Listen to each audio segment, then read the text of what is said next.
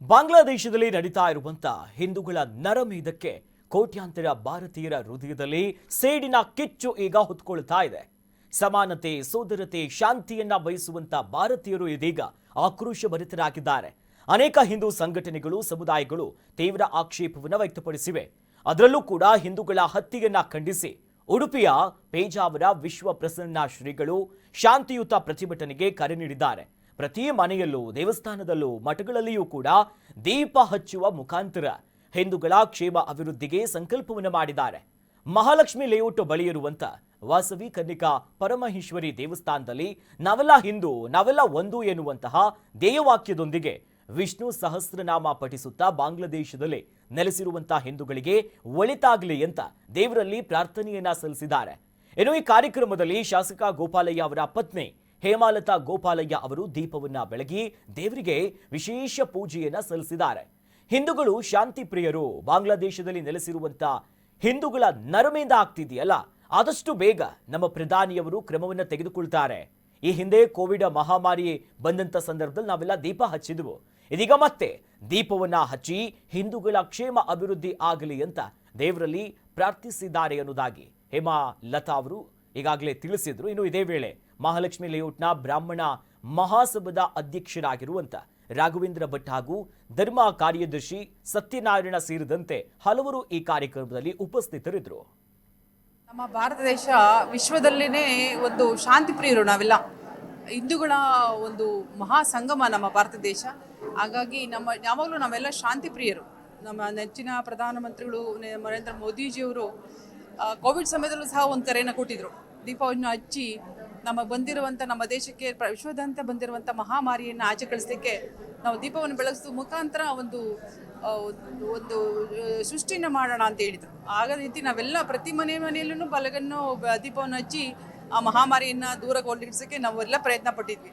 ಇವತ್ತು ನಮ್ಮ ಉಡುಪಿ ಮಠದ ಪೇಜಾವರ ಶ್ರೀಗಳು ಬಾಂಗ್ಲಾದೇಶದಲ್ಲಿ ನಡೆಯುವಂಥ ನರಮೇಧವನ್ನು ಖಂಡಿಸಿ ಹಿಂದೂಗಳ ನರಮೇಧ ಮಾಡ್ತಾ ಇರೋದು. ಈಗ ನಾವೆಲ್ಲ ಶಾಂತಿ ಪ್ರಿಯರು. ನಮ್ಮ ಭಾರತ ದೇಶದಲ್ಲಿ ಎಲ್ಲ ಜನಾಂಗನೂ ಇದೆ. ಎಲ್ಲ ಜನಾಂಗನೂ ಸಹ ನಾವೆಲ್ಲ ಒಂದೇ ರೀತಿಯಲ್ಲಿ ನೋಡ್ತೀವಿ. ಹಾಗಾಗಿ ಯಾರಿಗೆ ನಮ್ಮ ಪಕ್ಕದಲ್ಲೇ ಇರುವಂಥ ಬಾಂಗ್ಲಾದೇಶ ನಮ್ಮ ದೇಶದ ಬುದ್ಧಿಯನ್ನು ಯಾಕೆ ಕಲೀಲಿಲ್ಲ ಅಂದ್ರೆ ಖಂಡಿತವಾಗ್ಲೂ ನಾವೆಲ್ಲ ಖಂಡಿಸಲೇಬೇಕು. ಹಾಗಾಗಿ ಒಂದು ಖಂಡಿಸುವಂಥ ಕೆಲಸವನ್ನು ನಮ್ಮ ಪೇಜಾವರ ಶ್ರೀಗಳು ಮತ್ತೆಲ್ಲ ನಮ್ಮ ಹಿಂದೂ ಸಮಾಜ ಮಾಡ್ತಾ ಇರೋವಂಥದ್ದು. ನೋಡಿ, ಕಳೆದ ಒಂದು ತಿಂಗಳಿಂದ ಬಾಂಗ್ಲಾದಲ್ಲಿ ನರಮೇಧ ಆಗ್ತಾ ಇದೆ. ಮಾನವೀಯತೆಯನ್ನು ಮರೆತಂಥ ಕೆಲಸ ನಡೀತಾ ಇದೆ. ಇದನ್ನು ಪ್ರತಿಭಟಿಸ್ತಾ ಇದ್ದೇವೆ. ಯಾವ ರೀತಿಯಾಗಿ ಪ್ರತಿಭಟಿಸ್ತಾ ಇದ್ದೀವಿ ಅಂತಂದರೆ, ಹಿಂದೂಗಳು ಶಾಂತಿ ಪ್ರಿಯರು ಅಂತ ಹೇಳೋದು ಇದೇ ಕಾರಣ. ಪೇಜಾವರ ಸ್ವಾಮೀಜಿಗಳು ಪ್ರತಿಭಟನೆಗೆ ಕರೆ ಕೊಟ್ಟಿದ್ದಾರೆ. ಯಾವ ರೀತಿಯ ಕರೆ ಕೊಟ್ಟಿದ್ದಾರೆ? ದೀಪವನ್ನು ಬೆಳಗಿಸಿ ನಾವು ಪ್ರತಿಭಟಿಸೋಣ ಅಂತೇಳಿ. ನಾವೇನು ರಸ್ತೆಯಲ್ಲಿ ನಿಂತು ಪ್ರತಿಭಟಿಸ್ತಾ ಇಲ್ಲ. ದೇವರ ಸನ್ನಿಧಾನದಲ್ಲಿ ದೇವರನ್ನ ಪ್ರಾರ್ಥನೆ ಮಾಡಿ, ಯಾರು ನರಮೇಧವನ್ನು ಮಾಡಿದ್ದಾರೆ, ಮಾನವ ಕುಲಕ್ಕೆ ವಿರೋಧವಾದಂಥ ಒಂದು ನೀತಿಯನ್ನು ಅವರು ತಾಳಿದ್ದಾರೆ, ಅವರಿಗೆ ಸದ್ಬುದ್ಧಿ ಬರಲಿ.